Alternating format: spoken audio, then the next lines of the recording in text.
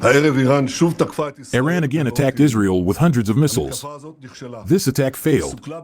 It was thwarted thanks to Israel's air defense array, which is the most advanced in the world. I commend the IDF for the impressive achievement. It was also thwarted thanks to your alertness and responsibility, citizens of Israel. I also thank the U.S. for its support in our defensive effort.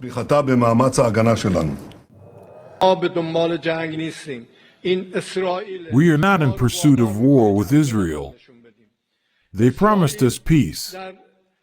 But Israel has terrorized our guests in Tehran during our presidential inauguration.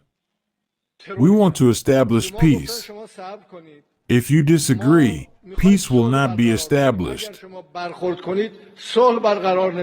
The regime in Tehran does not understand our determination to defend ourselves and to exact a price from our enemies. Sinwar and Deif did not understand this, neither did Nasrallah or Mohsen. Apparently, there are those in Tehran who do not understand this either. Iran made a big mistake, and it will pay for it. They will. We will keep to the rule we have determined. Whoever attacks us, we attack them. This is true wherever we fight the axis of evil. It is true in Judea and Samaria. It is true in Gaza, Lebanon, Yemen, and Syria, and it is also true in Iran. We have the capabilities to reach and strike any point in the Middle East. And those of our enemies who have not yet understood this will soon understand. We are fighting the axis of evil everywhere, including in southern Lebanon and Gaza, where our heroic soldiers are active. Iran launching over 70 ballistic missiles more than their previous direct attack on the night between April 13th and 14th, with the majority of the hostile projectiles directed at central Israel this time. The Israeli Air Force aerial defense array managed to intercept the majority of incoming ballistic missiles, with merely nominal damage reported. And while no Israelis sustained any injuries, one Gazan Palestinian who resided in a village near the town of Jericho sustained a deadly blow when an intercepted ballistic missile struck him directly.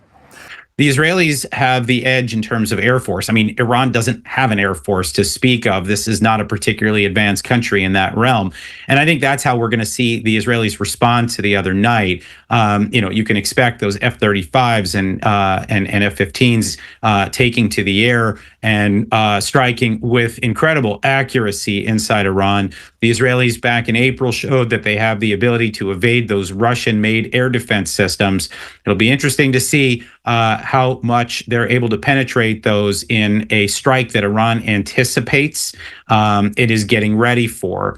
But overall, I've got to say that Iran has never actually absorbed an attack along the lines of what we are about to see over perhaps the next couple of days or maybe weeks. And so it's going to be a very interesting test for the regime. They have, I think, poked a hornet's nest here. They've never, not in many years, probably not since, I'm guessing, maybe the Iran-Iraq War of the 1980s. That ended in 1988. Have they openly provoked an attack along the lines of what we are about to see? So it'll be very interesting to see how they prepare for this and whether they have a response when it's all said and done. How do you think and when do you think Israel is going to respond? It's the Jewish New Year right now, so Israelis are home with their families. They're eating, family meals. They're spending some quality time together. I doubt that the Israeli government will want to launch something over the next day or two.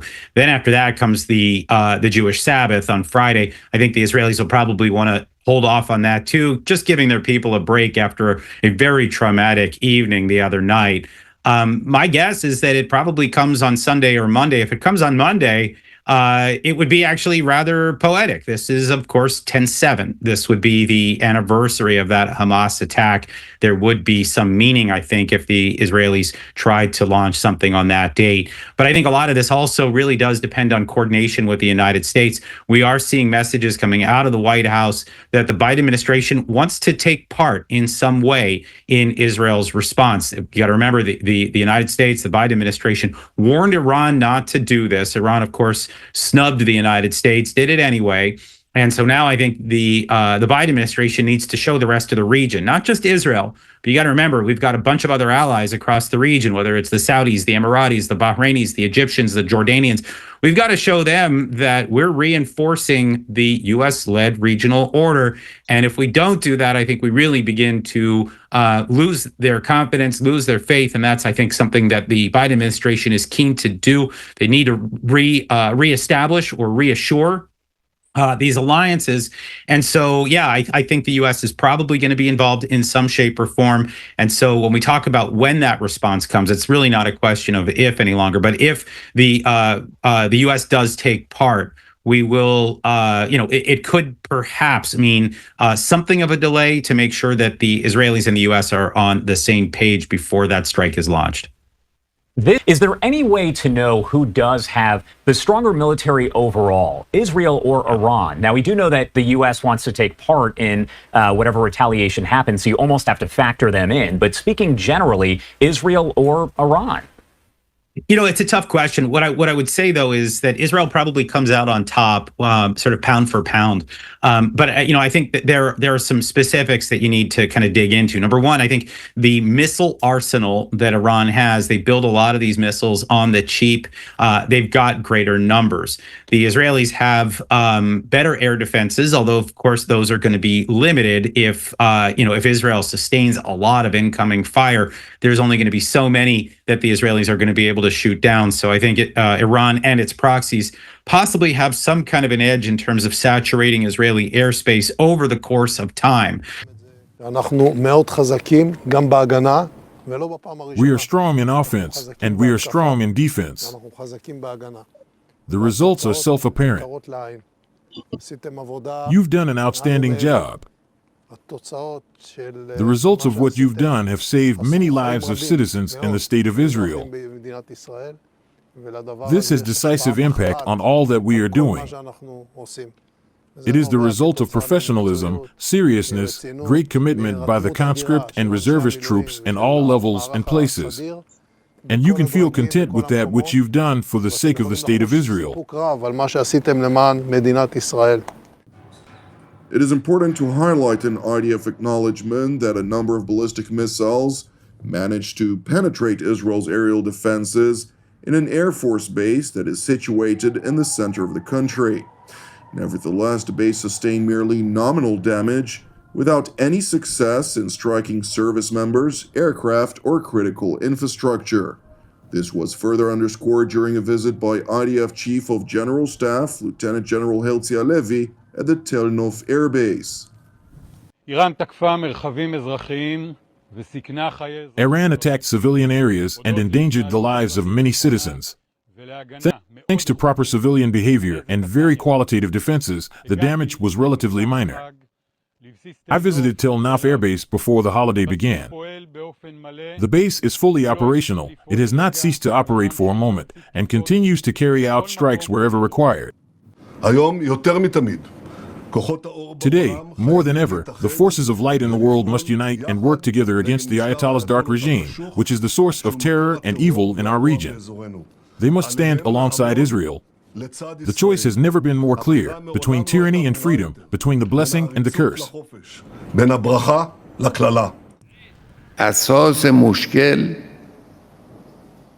The root of the problem, which causes these conflicts, wars, tensions, is the presence of the same people who claim that they want peace and tranquility in the region. I'm referring to America and some European countries. In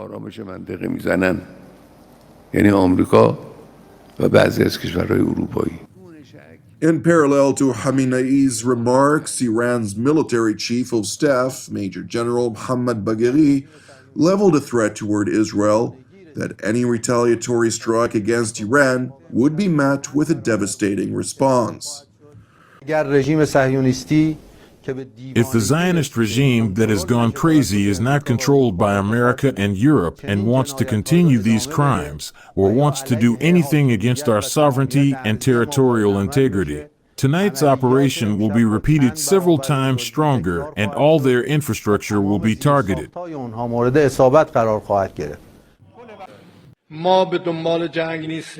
We are not in pursuit of war with Israel. They promised us peace. But Israel has terrorized our guests in Tehran during our presidential inauguration. We want to establish peace. If you disagree, peace will not be established.